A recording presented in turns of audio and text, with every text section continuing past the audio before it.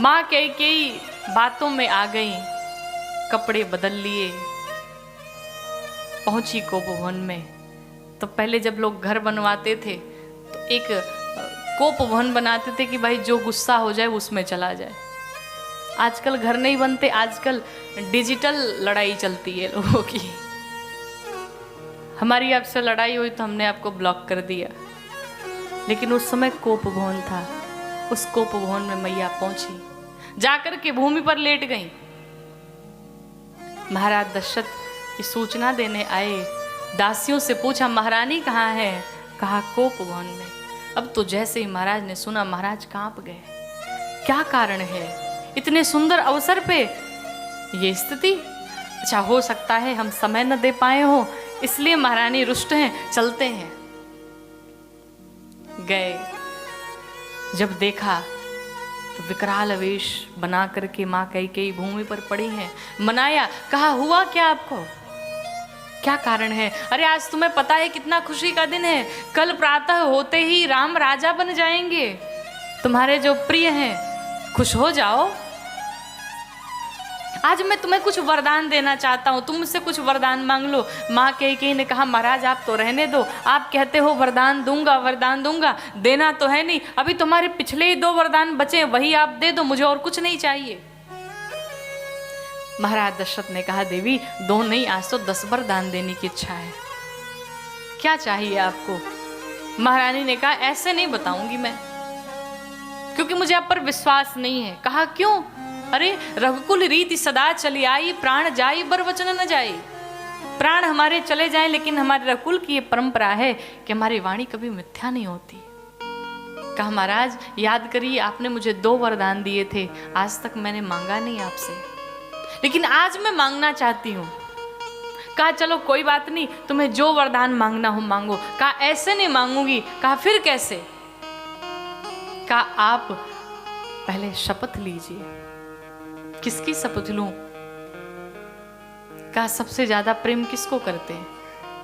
कहा सबसे ज्यादा प्रेम हम आपसे करते हैं। कहा हमसे भी ज्यादा?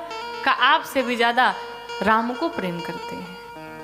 कहा राम की शपथ लेकर के कहिए, मैं जो मांगूंगी आप देंगे। महाराज दशरथ सोच में पड़ गए, आखिर चल क्या रहा है? राम की शपथ, इन्हें विश्वास नहीं है, क्या कारण है? महाराज दशरथ ने बार बार पूछा, मैया नहीं मानी। भगवान ने कहा अच्छा कोई बात नहीं, मैं राम की शपथ लेकर के कहता हूं, आप जो मांगेंगी मैं दूंगा। अब जैसे ही भगवान ने शपथ ली, माँ कैकेयी प्रसन्न हो गई। कहा जाइए श्रृंगार करके आइए हमारे सम्मुख। माँ कैकेयी गई, सुंदर सा श्रृंगार करके आई महाराज के सामने, आके बगल में बैठ गई। कहा अब वरदान मांगो, आपको क्या चाहिए? माँ कैकेयी कहती है नाथ, हे प्रभु, जो मेरे मन को पहला वरदान भा रहा है वो बताऊं क्या है? कहा कहिए। तो सुनहु प्राण प्रिय भावत जी का, सुनहु प्राण प्रिय भावत जी का, देहु एक बर भरत ही टीका, देहु एक बर भरत ही। कहा महाराज मेरे मन को जो पहला वरदान भा रहा है वो ये है कि राम के स्थान पर मेरा भरत राजा बन जाए। महाराज ने जब सुना तो थोड़ी बात लगी। कहा अच्छा कोई बात नहीं, अगर आपकी यही इच्छा है कि भरत को राजा बनाना चाहती हो, इसमें कौन सी बड़ी बात है, कल मैं राम के स्थान पर भरत को राजा बना देता हूँ, क्या समस्या है? पहला वरदान दिया। लेकिन आपको बताऊं, दूसरा वरदान मांगने से पहले माँ कैकेयी भी भयभीत हो गई और महाराज के सामने हाथ जोड़ करके खड़ी हो गई। कहती हैं मांगा दूसरा वर कर जोरी,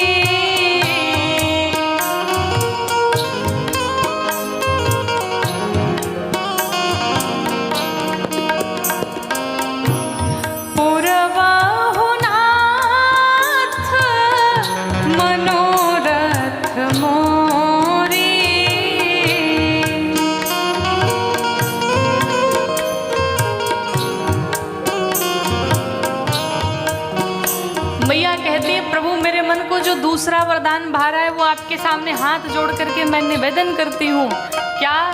मेरे मन को जो दूसरा वरदान भा रहा है वो ये है, कहती प्रभु तापस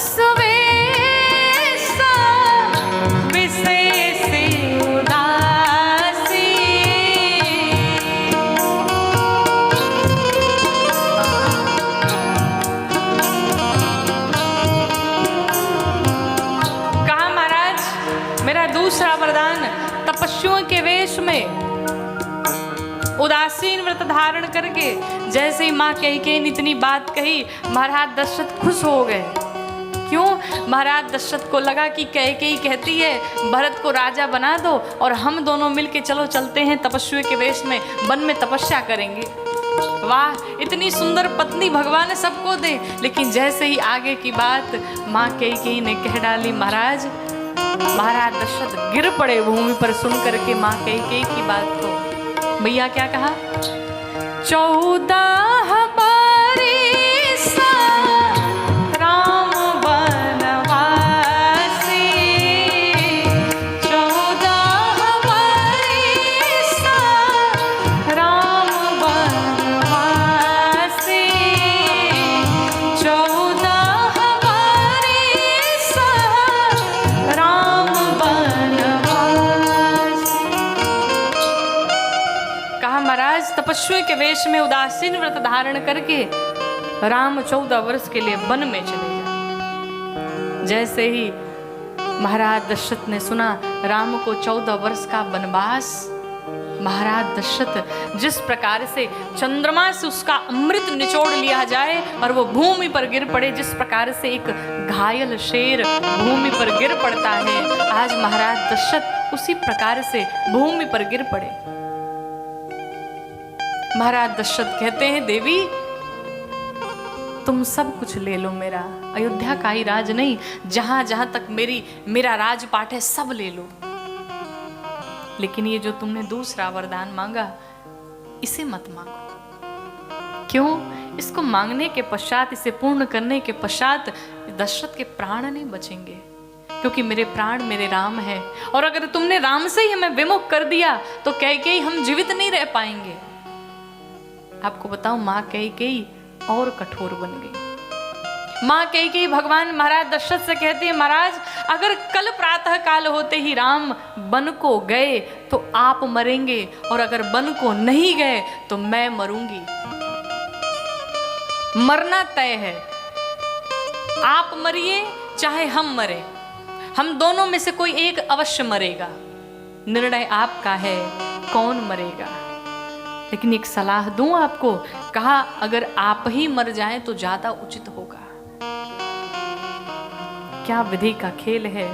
माँ कैकेयी इतनी निष्ठुर बन गई, कुछ सुनने को तैयार नहीं। मैया कहती आप मर जाओ अच्छा होगा। क्यों? कहा महाराज मैं स्त्री हूं, आप पुरुष हैं, चक्रवर्ती सम्राट अयोध्या नरेश। महाराज दशरथ आपको सब जानते हैं, और अगर आपने अपने वचनों को पूर्ण नहीं किया आपकी कीर्ति कलंकित होगी। लोगों में, समाज में आप कहीं मुंह दिखाने लायक बचेंगे नहीं। मैं तो स्त्री हूं, मुझे घर में रहना है, मुझ पर अगर कलंक लग भी जाए तो कोई फर्क नहीं पड़ता। महाराज दशरथ को लगा कि अब लगता है कैकेयी मेरी बात नहीं सुनेगी। पूरी रात भूमि पर पड़े रहे।